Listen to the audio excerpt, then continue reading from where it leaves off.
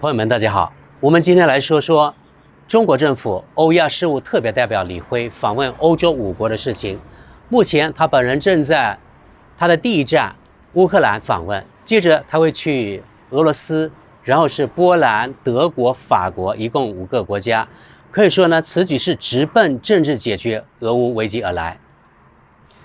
这说明中国对和平解决俄乌危机是认真的，也一直在斡旋。其实呢，与俄乌危机最关键的国家是美国。我们都知道，只要美国点头，这个俄乌战争今天就可以马上停止。如果美国不点头，可能中国怎么斡旋都没有很大用处。什么时候结束，咱们也不知道。现在以美国为首的北约国家正在源源不断的支援乌克兰。这不，你看，乌克兰的希子总统现在正在欧洲化缘访问，要钱，对不对？刚去了意大利，然后呢去了梵蒂冈，接着呢马不停蹄的飞往德国，而德国给他颁了一个所谓的卡尔奖，然后呢还给了25亿欧元来打发他。卡尔奖是什么？卡尔奖在过去是这样啊，颁发给为欧洲以及为欧洲的统一做出过杰出贡献的个人或是机构。但是我怎么也看不出来，这个乌克兰的希子总统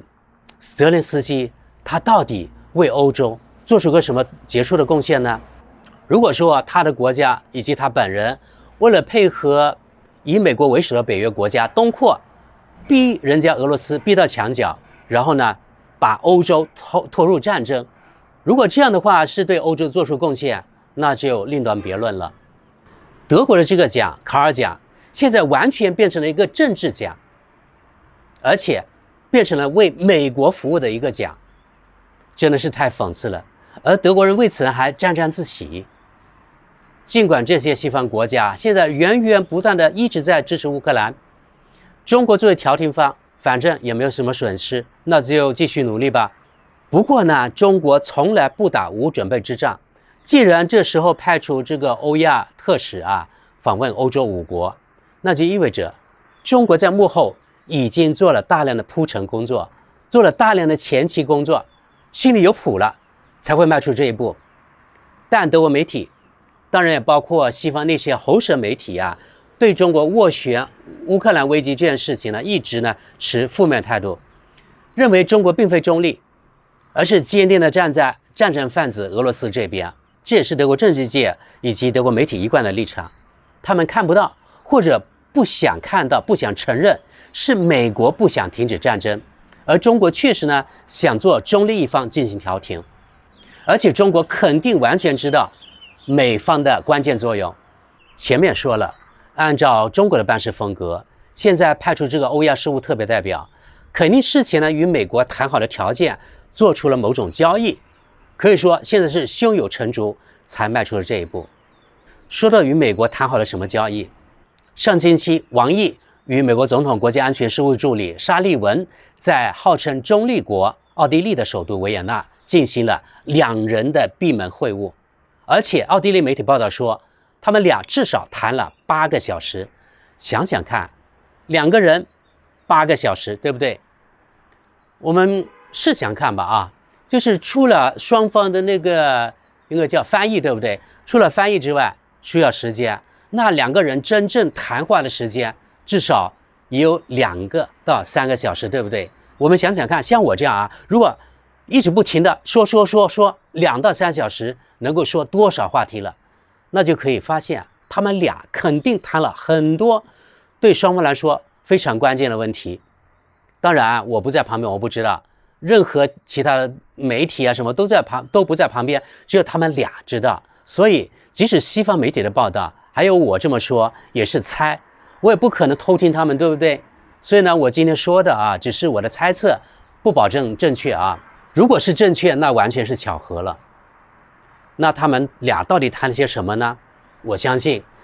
俄乌危机当然是一个主要的话题，另外一个话题绝对是台湾问题。而且奥地利媒体说，双方进行了坦率、务实和有建设性的讨论。注意这里是讨论。当然我觉得不仅仅是各说各话了双方肯定最后达成了某种刚才前面说了某种交易，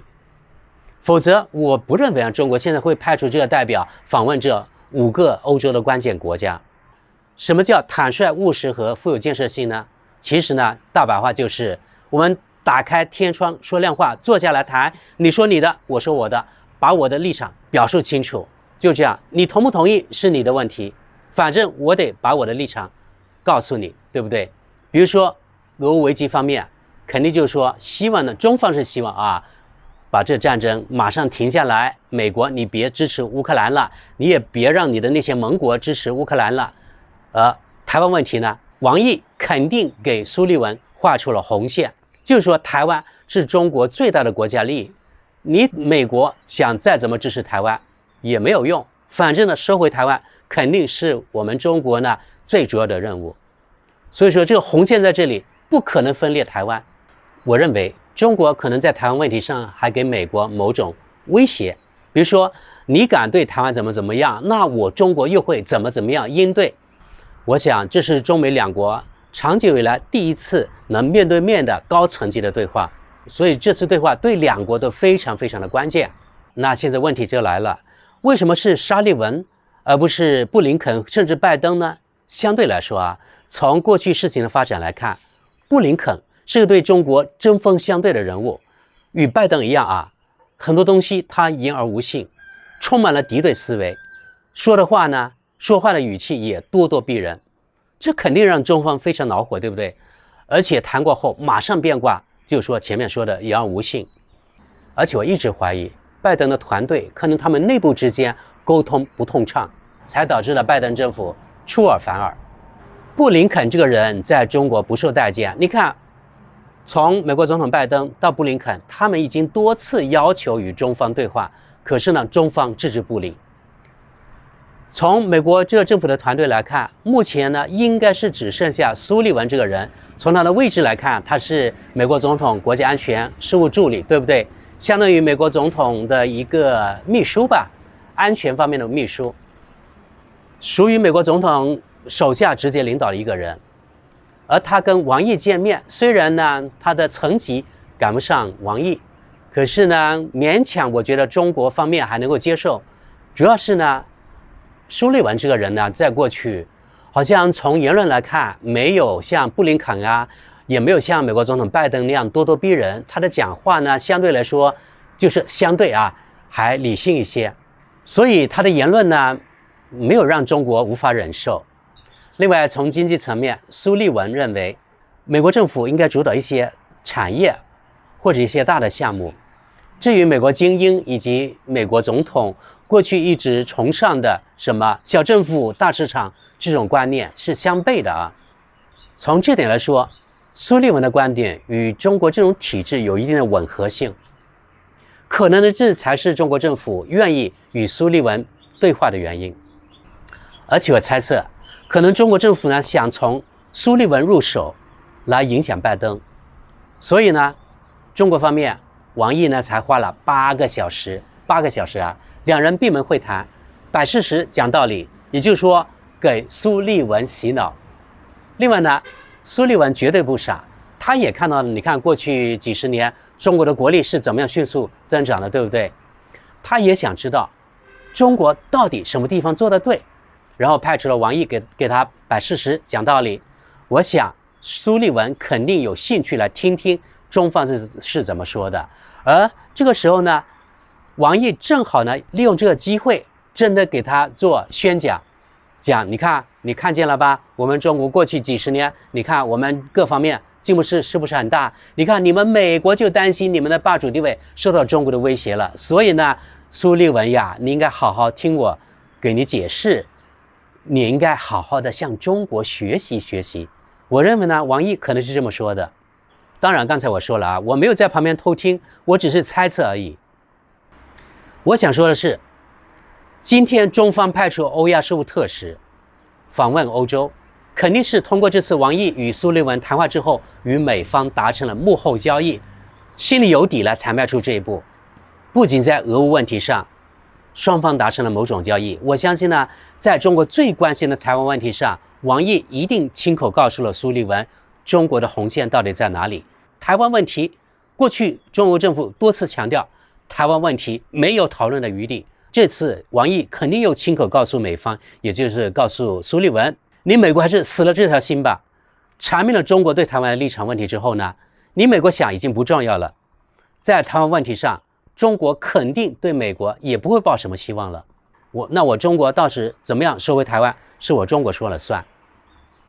奥地利媒体对这次王毅与美国总统国家事务安全助理苏利文的会谈，还报道说美国无法改变中国的立场。当然无法改变了，因为美国立场和中国立场相悖嘛。中国知道乌克兰危机完全受控于美国，你美国说了算，而美国认为是中国说了算，是中国对俄罗斯有影响力，是中国不愿意对俄罗斯施加影响力。你看双方的立场完全相悖，所以美国肯定不能够改变中国的立场，对不对？而且奥地利媒体说，美国通过这次苏利文与王毅的谈话，指责中国对美国通过这间谍气球事件对美国搞间谍活动。说到搞间谍活动，昨天德国媒体报道了啊，就是中方判处了一位78岁的美国公民，因为在香港搞间谍活动，所以判处了他终身监禁。而从媒体的反应来看，美方对此呢保持沉默。从过去的操作来看，美国对中国一直非常咄咄逼人啊，很多时候是无中生有。那这次对这个中国判处这个人终身监禁，美方竟然保持沉默，是什么原因呢？我相信啊，美方一定有把柄在中国手里，就是说怕中国把这事情抖出来，他就没脸面了。这个人肯定是美国的间谍。按照美方的尿性，如果不是美国间谍，如果不是美国怎么样，可能他早就跳出来对中国打倒一耙了。而现在他不敢，就说明这个人肯定有什么把柄，对不对？这次王毅与苏利文会晤是在双方会晤完之后才向外发表消息的，之前谁都不知道，所以保密工作做得非常好。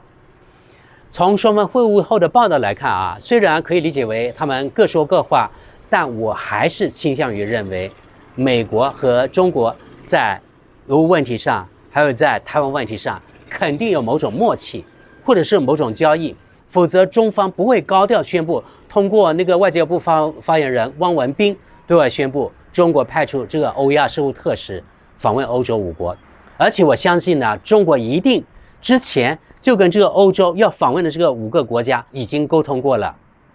跟什么乌克兰呢、俄罗斯、波兰、德国、法国都沟通过了，他们这5个国家都愿意中国这个特使来访，然后呢，中国才对外发布消息，否则之前没有把握，他绝对不会对外发布这样的消息的，因为中国从来不打无准备之仗，所以说中国一定这次呢十有八九胸有成竹了。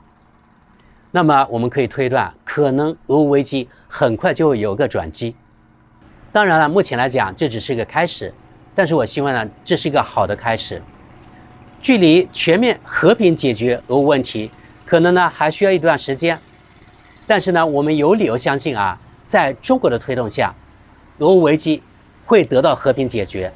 就像当初中国斡旋沙特阿拉伯和伊朗的他们之间的关系一样，中国有这个能力，而且中国有这个意愿。所以说，中国是缔造和平，而那个某大国呢是在制造战争。不知道大家同不同意？好了，朋友们，今天就到这里吧，谢谢大家，我们下期见。